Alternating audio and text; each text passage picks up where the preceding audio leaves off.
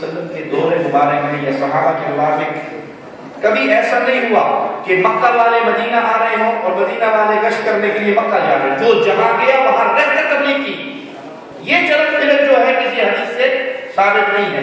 اسی طرح 3 دن کے لیے خاص کرنا, 40 دن کے لیے خاص کرنا, اگر یہ عبادت ہے چڑھا تو اللہ کی طرف سے آتی ہے. اور پھر سب سے بڑی بات کہ آپ سپلائی کیا کریں. ہم نے سپلائی لائن دیکھی ہے, سپلائی لائن کے اندر شرک برابر. آپ توحید کی بات کرو, ہم آپ کے ساتھ چلتے ہیں. بس ایک سوال کرنا ہے, یہ اکثر ہمارے ڈیروں پہ لوگ انڈیا والا ڈرامے دیکھتا ہے, وہ ایسا چپ رہتے ہیں, وہ اپنا کیا ہے وہ بھگوان کا پوجا کرتا ہے, کیا کرتا ہے, لوگ بہت شوق سے دیکھتا ہے.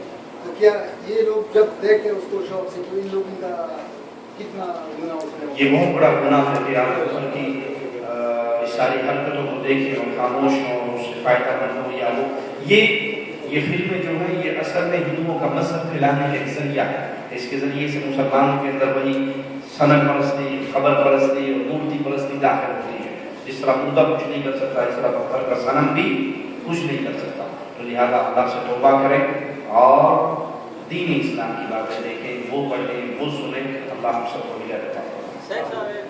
سوال کیا ہے کہ جو لوگ پیدل نہیں کرتے کیا ان کی نماز نہیں ہوتی ہے؟ یہ سوال کا جواب میں پہلے بھی دے چکا ہوں. ایک شخص رفع الیدین نہیں کرتا نماز میں, اس کو خبر نہیں ہے, اس کو علم نہیں ہے, اس کے علم کے مطابق اللہ کے نبی نے نہیں کی, یہ جاہل ہے, بے علم ہے.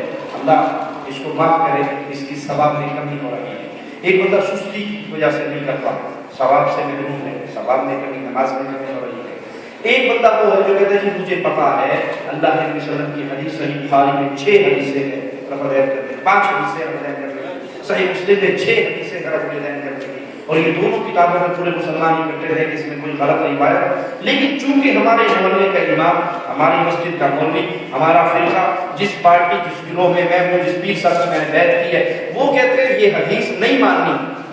حدیث تو ہے ہمارے امام کے خلاف, حدیث ہے ہمارے شیخ کے خلاف ہے. وہ حدیث رسول کو چھوڑتا ہے غیر رسول کی وجہ سے, یہ انسان برباد ہو گیا, اس کا ایمان عقیدہ برباد ہو گیا. کچھ سوال میرا خیال اگلی ملاقات کی بھی رکھیں, اسی دفعہ اتنا تھکاؤ گے اگلی دفعہ نہیں آؤں گا.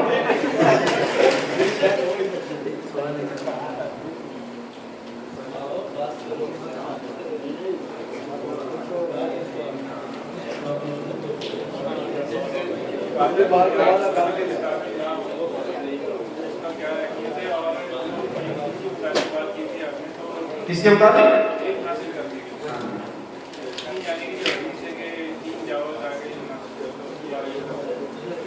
پہلی بات میرے بھائی نے پوچھا, عبادت اگر اللہ کے نبی صلی اللہ علیہ وسلم کی سنت کے مطابق نہ ہو, اللہ کے دربار میں قبول نہیں ہوگی. عامل الناصبہ فصبح نار حامیہ, عبادت کر کر کے تھکے ہوئے ہوں گے, وہ جہنم پہ ڈال دیے جائیں گے, کیونکہ ان کی عبادت رسول اللہ صلی اللہ علیہ وسلم کی سنت کے خلاف ہے. میں اپنی اولاد کی بات نہیں کرتا, صحابہ رسول کے گھر کے آگے سے گزر رہے ہیں, عید کا دن ہے, عید پڑھانے اللہ کے نبی جا رہے ہیں, اس گھر سے خون نکل رہا ہے.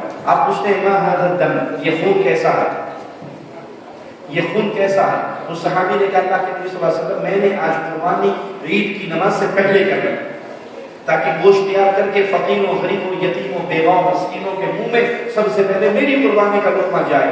کس نے کی ہے یہ؟ صحابی رسول میں. نیت اچھی ہے بری؟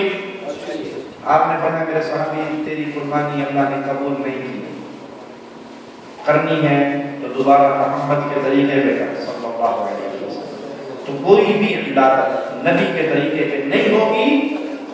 قرآن کیا کہتا ہے, اطیعوا اللہ واطیعوا الرسول ولا تبطلوا اعمالکم, اپنے عمل برباد نہ کرو اللہ رسول کی اطاعت. دوسری بات, دوسری کیا سمجھتا تھا, علم حاصل کرو بھلے تمہیں چین جانا پڑے.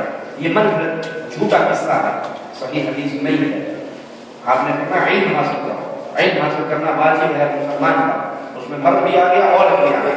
لیکن چین جانا پڑے یہ made in India, made in Pakistan, من کڑے جھوٹی روایت ہے, اس کا اس سے کوئی صحیح حدیث سے بات. مولانا صاحب ایک سوال ہے, سوال یہ ہے کہ اپنے والدین کے لیے جو دعا کیا جاتا ہے, کیا وہ جنت میں اللہ تعالیٰ اس کو دیتا ہے یا قبر میں؟ اور ان کے آخرت میں درجات بلند ہوتے ہیں, آخرت میں ان کے درجات بلند ہوتے ہیں. قبر کے اندر اللہ ان کا عذاب کو ڈالتا ہے، ان کا روشنی بڑھاتا ہے، قبر کو کھلا کرتا ہے، یعنی وہ برزخ کی زندگی میں ہے اور ان کے اجر و ثواب اس سے شروع ہو گیا۔ ایک سوال اور مولانا صاحب، آپ نے اس کے پہلے کہے تھے کہ زمین سے آسمان تک گناہ ہو جاتا ہے، ٹھیک ہے نا، اس میں شرک نہیں ہوتا تو اللہ تعالیٰ تعالیٰ معاف کرتا ہے، یہ کون سے حدیث ہے؟ حدیث قدسی یہ ہمارے انڈیا وغیرہ میں خاصیت کا بہت سارا یہ چرچا چلتا ہے کہ بھائی کسی کو جن سوار ہو گیا، کسی کو یہ پکڑ، اس کی کیا حقیقت ہے؟ صحیح ہے، جادو برحق ہے، جنات برحق ہے، اس پہ ہماری سلسلہ وار سیریز آ رہی ہیں، 2 پروگرام ہمارے ریکارڈ ہو چکے ہیں۔ جنات برحق ہے، جادو برحق ہے۔ ایک یہودی لبید نامی شخص نے رسول اللہ صلی اللہ علیہ وسلم نے بھی جادو کیا، صحیح بخاری کے اندر ہے، جادو کرنے کا قرآن حکیم کے اندر موجود ہے، موسیٰ علیہ السلام کے دور کے اندر جادوگروں نے آگے جادو کیا، ٹھیک ہے۔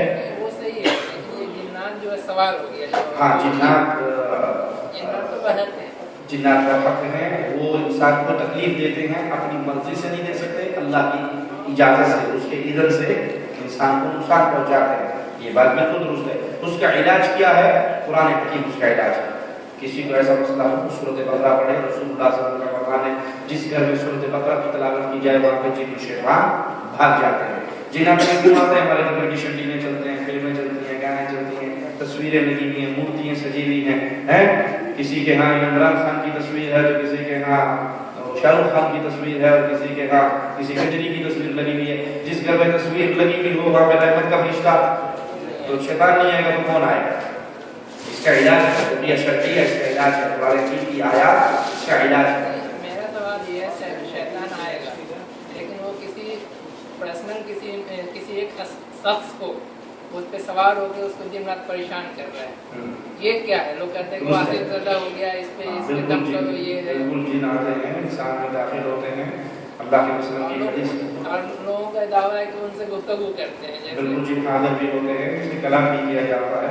اللہ کے نبی صلی اللہ علیہ وسلم خود جنوں کی بستی میں گئے، ان کو جا کے قرآن سنایا، ان سے کلام ہوا۔ اللہ کے نبی صلی اللہ علیہ وسلم سفر میں جا رہے تھے، اچانک غائب ہو گئے، صحابہ صلی اللہ علیہ وسلم کو تلاش کرتے رہے، صبح غار ہرا کی طرف سے آ رہے، آپ سے پوچھا یہ کہ آپ کہاں گئے تھے؟ کہا ایک نمائندہ آیا تھا جنوں کا مجھے لے کر گیا، میں کو قرآن سنا کر آیا۔ تو یہ تمام چیزیں پر حق ہے، اس میں کوئی شک نہیں ہے۔ دیکھیے جب ایک روح پہ دوسری جن قابض ہو سکتا ہے کیا؟ جن انسان میں داخل ہو سکتا ہے، اللہ کے اذن سے اس کو تکلیف دے سکتا ہے۔ دوسرا سوال میرا یہ ہے کہ اللہ تعالیٰ جو ہے بندے کے شہرک سے زیادہ قریب ہوتا ہے سجدہ میں، نہیں، ہر وقت اللہ جو ہے اپنے بندے کے شہرک سے زیادہ قریب ہے، اپنے علم کے اعتبار سے، اس کی ذات اپنے عرش پہ ہے، وہ ہر جگہ پہ موجود نہیں ہے۔ آگے میں یہ کروں سجدے میں جتنی دعا مانگو اتنے زیادہ یہ بندہ سجدے میں اللہ کے بہت قریب ہوتا ہے، حدیث میں ہے۔ یہ کیا فرض نماز اور اس کے جمعی نماز اس میں بھی یہ ہر نماز، ہر سجدہ، کوئی زبان کی قید نہیں ہے؟ نہیں، عربی کے اندر اپنی زبان میں نہیں مانگ سکتے، نماز کے دوران دعائیں عربی میں ہی مانگی جائیں۔ ہاں یہ ہے اللہم ارزقنی کہیں کہ اللہ مجھے دے دے، اور دل میں ہے نبی بھی دے دے، دل میں ہے بیٹا دے دے، دل میں ہے خوراک دے دے، دل میں ہے رزق دے دے، لیکن زبان سے اللہم ارزقنی کہیں گے، یہ نہیں کہیں کہ اللہ کی شادی کروا دے، اردو میں نہیں کہیں گے، عربی میں کہیں گے، عربی میں کہہ سکتے ہیں، عربی میں ہی کہیں گے، عربی میں کہہ سکتے ہیں، عربی میں مانگ سکتے ہیں۔ ایسا نہیں ہے کہ مسنونہ دعا جو ہے وہی صرف نہیں، آپ جو مرضی مانگو، جو بھی دعا کرنا چاہے اللہ سے کر سکتے ہیں۔ سورہ بقرہ جس میں پڑھی جائے وہاں سے شیطان بھاگ جاتے ہیں۔ خود پڑھیں، مولویوں کا کاروبار اور نہ پڑھائیں، پہلے خود پڑھاوا، خود پڑھیں۔ ایک صاحب، یہ میں علم کا شہر ہوں اور حدیث کا دروازہ، یہ صحیح روایت نہیں، یہ روایت صحیح نہیں ہے۔ اس سفر کے متعلق اس وقت یہ تھا کہ 3 میل یا 5 میل کی مسافت پہ سفر یہ ہو جاتا ہے، آج کے دور میں کیا ہے؟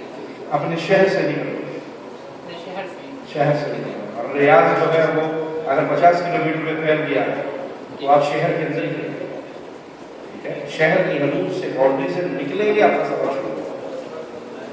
جیسے ابھی ہم لوگ کے ساتھ مسئلہ ہوتا ہے، یہاں سے گئے انڈیا تو ہم تو اس شہر سے نکل گئے، وہاں گھر پہنچے، وہ آپ کا گھر ہے، وہاں پر آپ کی پراپرٹی ہے، آپ کی وراثت ہے، وہ آپ کا گھر ہے، میرے گھر پہ آئے، دوران سفر پوری کریں گے، وہاں دوران سفر قصر کریں گے، وہاں پوری کریں گے۔ پھر وہاں سے آئیں گے تو یہاں پہ بھی دوران سفر۔ ہاں، میں نے دیکھا ہے کہ انڈیا پاکستان میں اکثر لوگ ہیں نا قرآن کو صحیح 70% ऐसे ही लोग हैं। अगर वो कुरान को गलत पढ़ेंगे तो उसका फायदा होगा क्या? अगर तो वो सही पढ़ने की कोशिश करता है, उस पर मुश्किल है, तो उसको डबल सवाब है। और अगर वो सीखता ही नहीं, वो सीखता ही नहीं है, जैसे गलत है वैसे ही पढ़ रहा है। बायोलॉजी की ट्यूशन के लिए 500,000 में टीचर रख ली है, कुरान सीखने के लिए किसी कारी के पास नहीं जाता, और वो गलत करता है तो गुनाहगार, उसका फायदा होगा गुनाह होगा। और दूसरा गुनाह होगा। अगर वो गलत पढ़ता है, ठीक करने की कोशिश नहीं करता और उसी पे चल रहा है तो गलत है। हाँ, वो साथ साथ सीखे, साथ साथ कोशिश करे और पढ़ना उसको मुश्किल हो तो डबल सवाब है। सही पढ़ेगा तो सवाब पढ़ेगा। तजवीज़ के साथ वाजिब है कुरान? जी, कुरान को जैसे नाजिल हुआ है वैसे पढ़ना लाजिम है।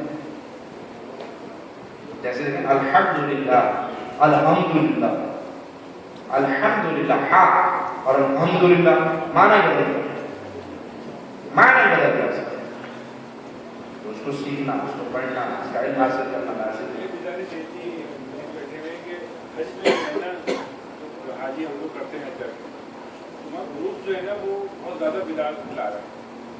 हर फिरका जो है हमारी ऐसे बरेली जो बंदी और ऐसा वो अपने अपने मज़हब के हिसाब से जो है ना वो कहते हैं ये सही है, और भाई खाना खा के जाओ। तो इस पर थोड़ा सा जो कहें कि कुछ ऐसा इंतजाम करें कि वो हज सही हो जाए। और फिर वो कहते हैं हमारे पुराने मौलवी ने सुना भाई वो कहते हैं फिर खानगी के तहत ये तरीका सही है, फिर शाफी के तहत